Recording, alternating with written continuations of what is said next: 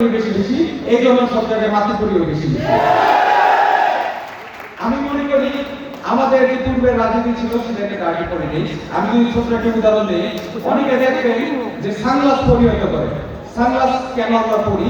সান থেকে চোখটা যাতে আমাদের রক্ষা হয়। কিন্তু অনেকে দেখবেন যে রাত্রেবেলাও সানগ্লাস করে পরে, সেটা হচ্ছে ফ্যাশন। তো ছাত্রলীগের যে রাজনীতি ছিল সেটাও ছিল ফ্যাশন, সেটাকে আমরা ছাত্র রাজনীতি বলি না, সেটা হচ্ছে একটা কুলাঙ্গারের রাজনীতি। আমার আরেকটা বিষয় বলতে খুবই দুঃখ লাগে যে আমরা আসলে আবেগী জাতি।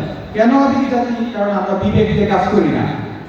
5ই আগস্টে যে গণঅভ্যুত্থান হয়েছে, যে বিপ্লব হয়েছে, যেখানে শত শত মানুষ, হাজার হাজার মানুষ নিহত হয়েছে, লক্ষ মানুষ আহত হয়েছে, সেই জায়গায় যখন 5ই আগস্টের পর আওয়ামী লীগের প্রেসিডেন্টদের যখন অ্যারেস্ট করা হয়, তাদেরকে যদি আমরা বিবেক দিয়ে বিবেচনা করতাম, আবেগ দিয়ে যদি কাঠগড়ায় না দাঁড় করে বিবেক দিয়ে বিবেচনা করলে তাদের ফাঁসির মঞ্চে দাঁড় করানো উচিত ছিল।